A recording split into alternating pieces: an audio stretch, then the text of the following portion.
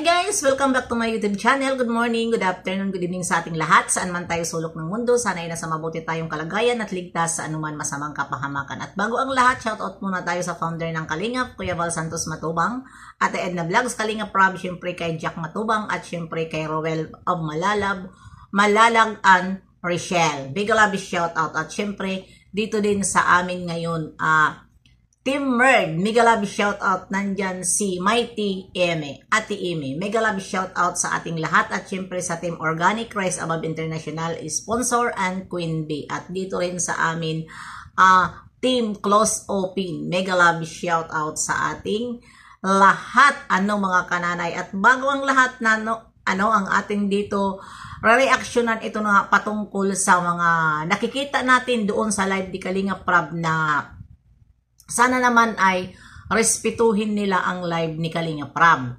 Dahil alam naman natin na si Kalingap Rob ay hindi po yun nagsasaway.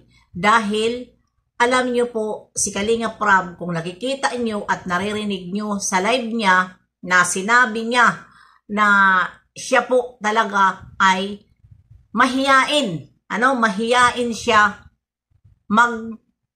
Andiyan na yan, kasama na yan. Lahat kaya kasi sinabi naman niya mahiyain siya at siguro ko nahihiya siya magsaway sa inyo.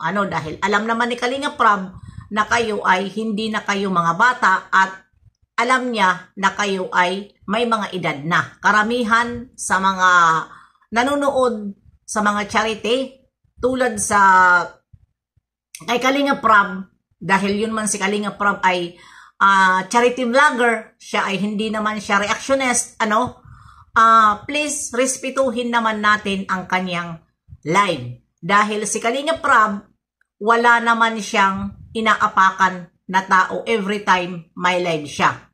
Nababasa na hindi nyo napapansin na si Kalingap Rob pag nagbabasa na mayroon tawag nito, basher, ay tumatawa lang.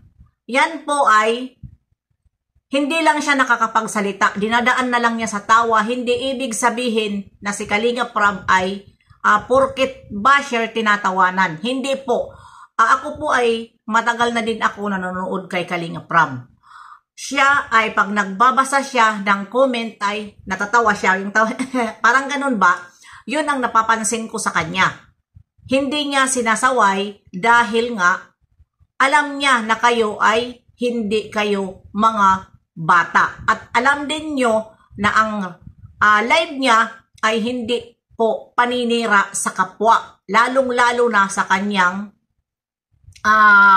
pinsan na si Roel of Malalag. Dahil ang alam nyo, si Kalingap Rob ay kinukontra si Roel. Kaya ganun kayo. Please, respeto lang para maging okay ang lahat. Dahil dito sa kabila din, si Roel ay nagsasaway. Nakita ako ay nanonood ako. Nagsasaway din si Roel dito sa pag mayroon mga basher. At sinabi ni Roel na huwag kayo manbabas ng mga bas talaga na over the belt kasi nga saan maririsbakan? Siyempre, siya. Tulad din yan kay Kalingap Rob. May nabasa ako na mga basher na sino ang sinisisi doon sa live ni Kalingap Rob. Hindi ba si Kalingap Rob ang sinisisi ngayon ng mga basher na iba na bakit hindi man lang daw masaway?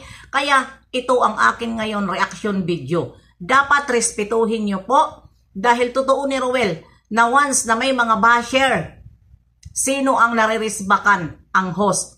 Kaya yun lang, paalala lang po, kapag may mga live o sino pa man, si Ate Edna o si Kuya Val, Roel, ang mag-live, doon lang po tayo sa topic nila o kaya pa good vibes lang tayo kasi nakikita nyo naman si Kalingap Rob ay pag nagla-live minsan may kantahan pa, nandyan pa ang mga keyboys, diba?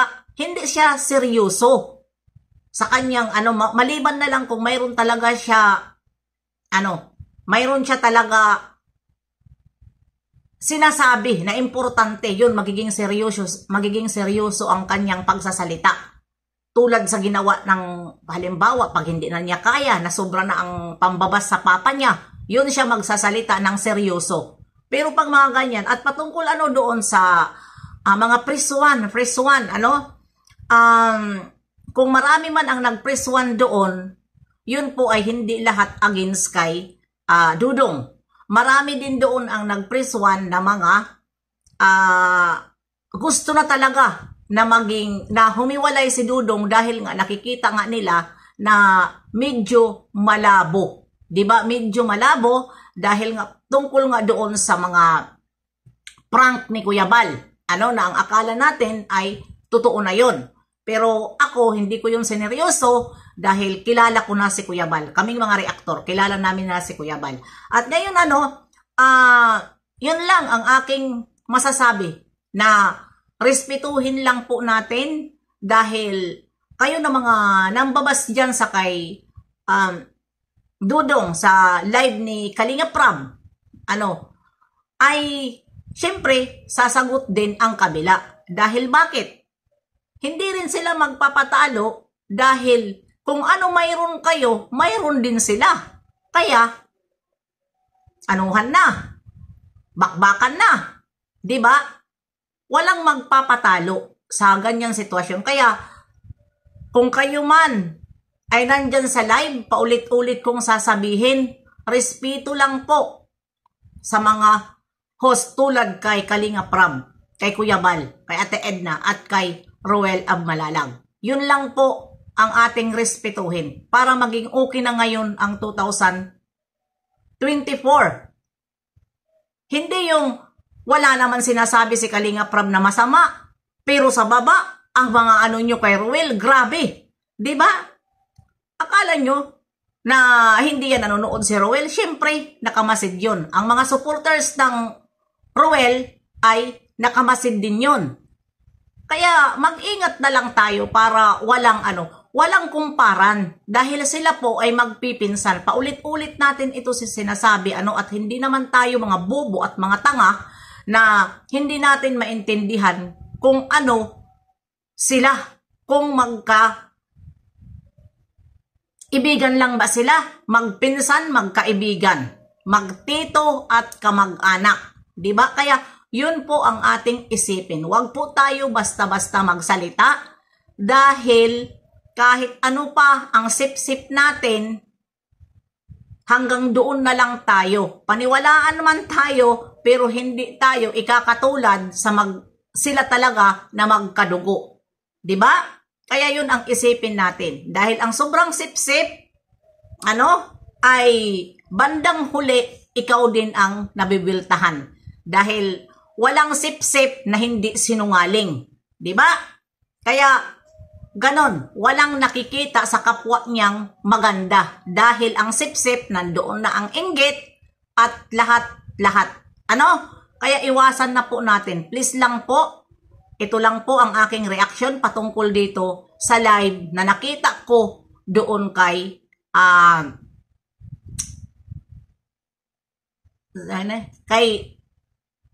Kalinga Prab. Yan lang po, at napansin man natin, nasaktan si Roel dahil ang sabi niya, umalis na lang siya at hindi niya dinamdam. At doon na lang siya pumukus sa sinabi ni Kalinga Prab. Diba? At nung nagsalita siya, nasabi rin niya yun sa live. Naiwasan na lang, huwag nating gayahin. Ang sabi niya doon sa live niya, huwag nating gayahin ang kayong mga nagmamahal sa akin na nagsusupport sa akin, huwag po natin gayahin ang nangyari doon kay Kalinga Prab. Nabinas ako ng todo. May damdamin din yun si Roel na sasaktan. Kaya huwag kayong ganyan. Dahil sinasabi nyo, mga toxic dito ang fans ni Roel. Hindi po. Parehas kayo mga toxic, parehas kayo basher. Sinasabi nyo walang kaaway, hindi pala away ang ni Kalinga Prab. Naku po, parang hindi ako. Ilang taon na ba ako? Diba? Nakikipagbakbakan yun. Pagdating kay Kalinga Prab, lalo na walang kasalanan. Tulad din dito kay Kuya Bal. Nakikipagbakbakan din ang mga fans ni Kuya Bal, di puro pareho. Kayo din,